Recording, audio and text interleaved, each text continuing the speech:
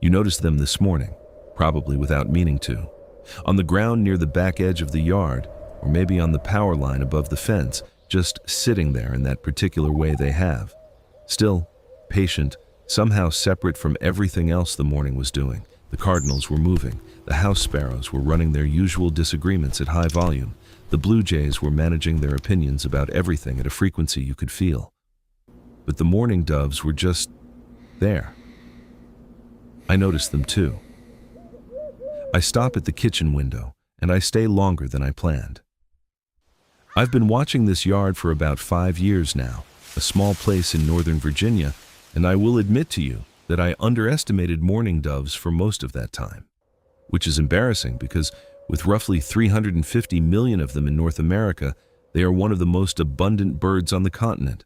Almost every yard, almost every mourning wire. Maybe that's exactly why it took me so long to actually look. Here's what most people don't know. The mourning dove sitting still in your yard is not resting. Not exactly. It is running several processes at once, behavioral, physiological, perceptual, that once you understand them will change the way you look out your back window in the morning. And one of those processes is the one I've saved for last. I've been watching it for 4 years, and I still don't have completely clean words for it. Welcome to the channel.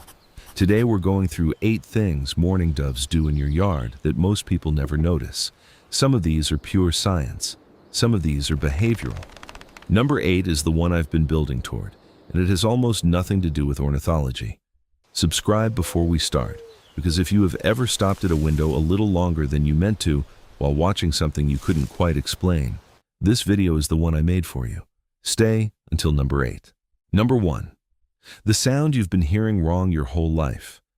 When a mourning dove takes off from your yard, there's a whistling, slightly squeaky quality to the wing beat. You've heard it. It's so consistent you've probably stopped registering it. You just know that when a mourning dove flushes off the ground, that's the sound it makes. Most people assume it's incidental, the mechanical result of wings working through air, a side effect of flight.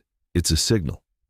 The 2 outermost primary feathers on a mourning dove's wing are modified, narrowed in a specific way that makes them vibrate and whistle at a particular frequency when the bird moves fast.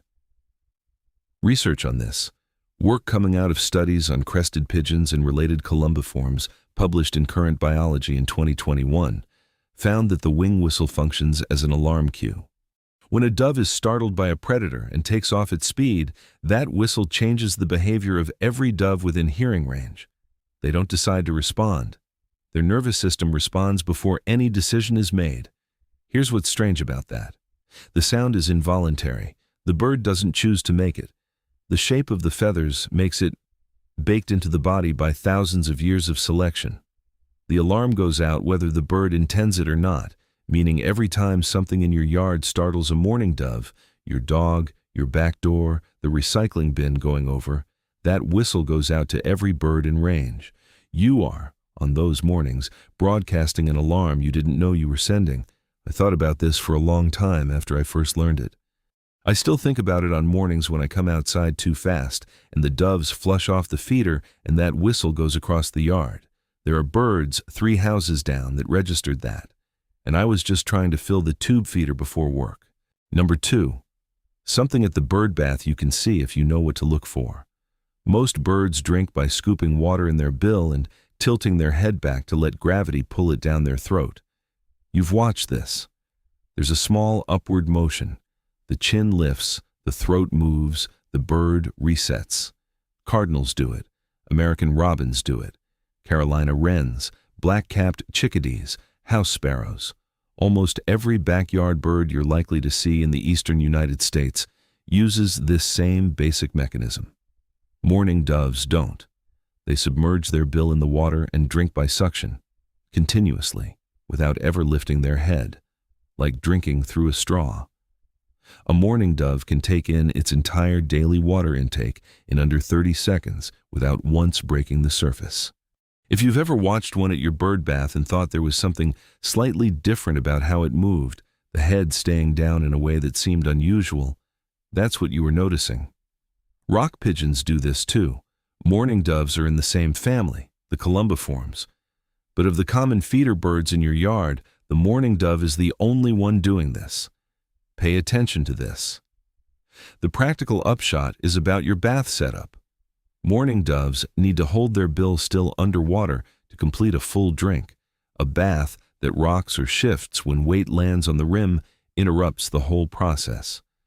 I adjusted the leveling on my bird bath about 2 years ago after I noticed the doves were spending nearly twice as long at the bath as any other bird.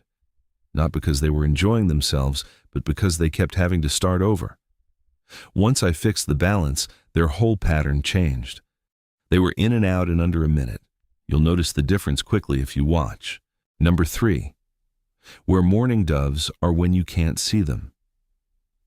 If you have mourning doves in your yard regularly, you probably picture them somewhere on your property at night, under a shrub, on a low branch, settled into the dark somewhere in the same area you watch them feed all afternoon.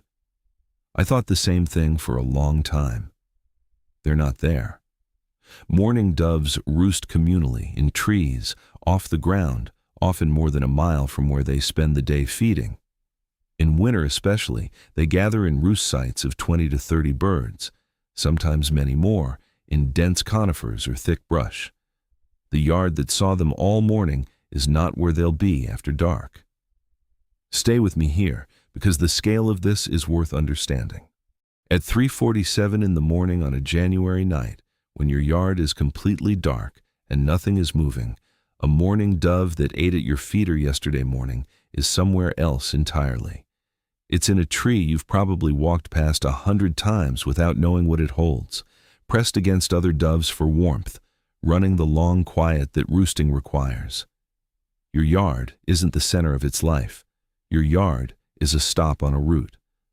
Researchers in the eastern United States have documented communal roost sites with over 100 mourning doves in a single stand of pines at the edge of a neighborhood. The birds spread out at first light to their individual feeding circuits and reconverge at dusk. Your 3 or 4 mourning doves may be part of a larger population centered somewhere within a mile or two that you've never seen assembled all at once. I haven't found my local roost site yet.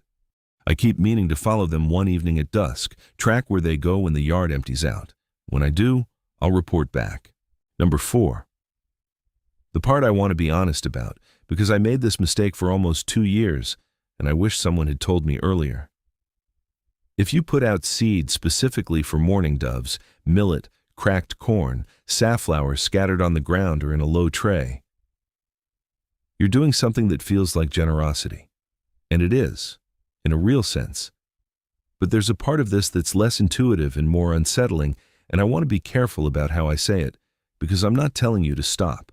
Mourning doves are prey birds, not ambiguously. One of the most heavily hunted birds in North America, many states have regulated dove hunting seasons.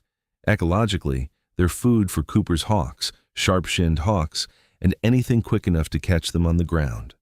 The research on mourning dove vigilance, work on ground-feeding prey species published in the Journal of Avian Biology, shows that doves feeding on the ground spend a measurably higher proportion of their time in alert postures, head up, completely stopped, scanning, than birds at elevated feeders.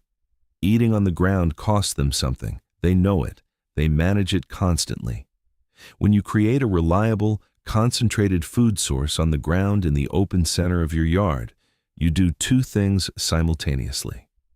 You make foraging easier for the doves, and you make the doves easier to locate for anything hunting them. I'm not saying this to make you feel bad. I felt bad for weeks when I put it together. The Cooper's hawk that visits my yard every 4 or 5 days, I've been watching him come and go for 3 years, learned the pattern of my ground feeder significantly faster than I understood what pattern I was building. He figured out that at 8 in the morning, there was a cluster of slow-moving ground birds in a predictable location. That's not the hawk's fault. That's the pattern I created. The fix is not dramatic. Ground-scattered seed placed within about 6 feet of dense shrubs or cover, somewhere the doves can reach quickly when they need to flush, changes the safety math in a real way. The food is still there. The route to safety is just shorter. I moved my ground feeding area closer to the holly bush along the back fence about 6 months ago. I've watched fewer near misses. The doves are still there every morning. I thought you should know. Number 5. The walk you've seen 1,000 times and probably never thought about. When a mourning dove walks across your yard, it bobs its head forward and back with each step. Forward when the foot pushes off, back when the body catches up. You've seen this. It's so consistent you've stopped registering it. It just becomes part of how doves look, like how robins run, stop, run, or how blue jays always seem to have already decided something before they arrive. But what the bob is actually doing is worth understanding. Mourning doves, like most birds, have eyes on the sides of their head rather than the front. This gives them a visual field of nearly 360 degrees, almost no blind spots. But it also means their visual processing works completely differently from ours. When a dove moves its body forward while briefly holding its head still, it gives its visual system a fixed reference point from which to register a clear, stable image. The bob isn't the head moving. The bob is the head holding still while the body catches up to it.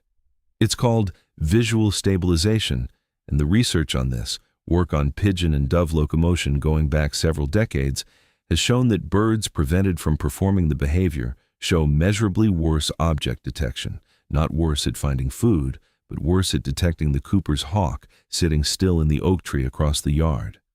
So what you're watching when a mourning dove walks across your lawn is a bird running a continuous, methodical threat scan with every single step, not absent-minded foraging, not random searching, not idle movement, a sequence of still frames, one per step, building a complete picture of everything around it.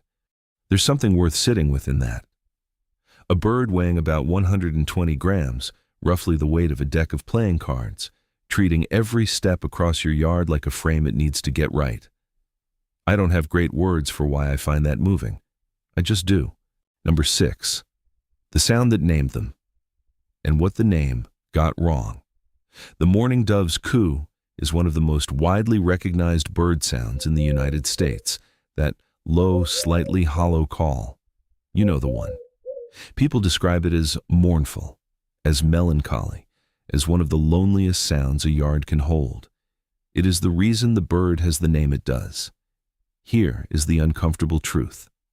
The research says that call is not a lament. It is a territorial call produced almost exclusively by males during the breeding season, delivered from a visible perch, directed outward. What you're hearing when a mourning dove coos from the wire above your yard in April is assertion, this space, this mate, this root, a flag being planted. The name we gave the bird is the name of what we heard in it, not what the bird meant. But here's what makes this different. There is a second call that doesn't get the same attention. Quieter, shorter, lower, made primarily by bonded pairs at dusk as they move toward their roost. Researchers at Cornell Lab have documented it as a contact call, a brief exchange between paired birds as the day ends, a checking in, a proximity signal. The structure is different from the territorial coo. It seems to mean something closer to still here, still with you.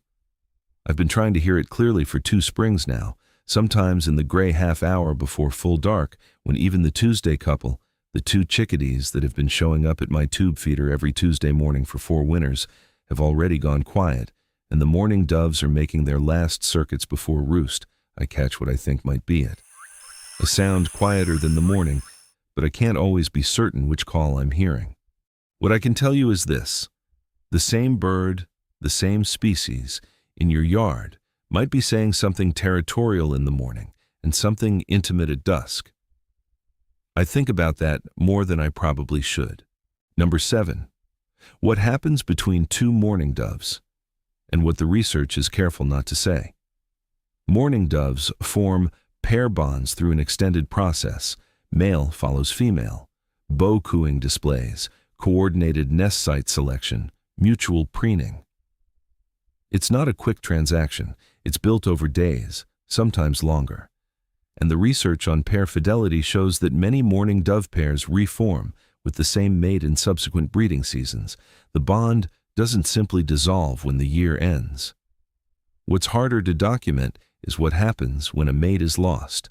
This is where people sometimes want the science to say more than it can. Field observations include cases of mourning doves remaining near a dead or dying mate for extended periods, returning to the same location over multiple days. Researchers are cautious about interpreting this, and I think that caution is right. What the science does document clearly is physiological. Work coming out of the Max Planck Institute for Ornithology and others over roughly the last 15 years shows measurable hormonal and behavioral changes in pair-bonded birds separated from their mates. Something is happening. Something the body registers. This is not human grief, but it is not nothing. The body remembers. The mourning dove's brain architecture is genuinely different from yours, but I've watched closely enough to know that different doesn't mean absent. And I find it harder and harder to treat that distance as an answer. What this means for your yard is this. The pair of mourning doves you see together at your ground feeder in spring probably have a longer history than that morning. They may have wintered apart and found each other again. The coordination you're watching wasn't accidental. It was built deliberately over time. I find that harder to dismiss than I used to. Number 8. I've been building toward this one the whole video, and I might as well just say it plainly.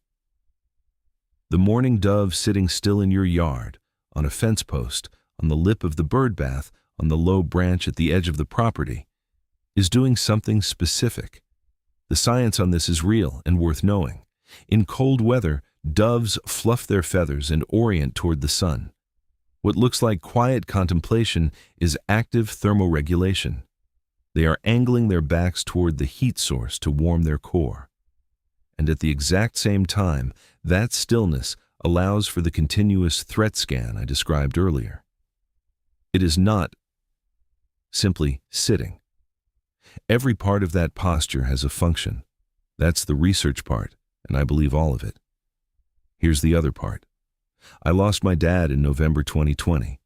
It was a difficult fall for reasons everyone who lived through that year understands, and losing him at the beginning of winter made the months that followed feel like something I was moving through sideways. About a week after he died, I came outside early on a cold morning with my coffee, not looking for anything, not expecting anything. And there was a mourning dove on the back fence doing exactly what I've spent this entire video describing, perfectly still, patient in a way the morning didn't feel. I stood there for about 10 minutes. The dove didn't move. I didn't move. And something in the yard felt steady in a way I needed and couldn't put words to. I know that bird was not there for me. I know it was thermoregulating and watching for my neighbor's cat. I believe that completely. But I'll also tell you that since November 2020, I've paid a different kind of attention to mourning doves. And one of the things I've learned through the research, through 5 years of watching this yard, is that the bird running all those calculations while it sits perfectly still is also genuinely, measurably present. Here, in a way that the squirrels and the blue jays and the quick nervous sparrows are not. There's a male northern cardinal that's been visiting my yard since that same fall, a male with a small notch in his right wing. I've thought a lot about what I make of that bird, and I've decided I'm not going to stake a claim. What I can say is that I've stopped dismissing the things that show up in the yard at the right time. I don't know what they are. I'm not going to tell you what they aren't. The stillness you've been watching from your window, the mourning dove on the fence or the wire or the rim of the bath, is not emptiness.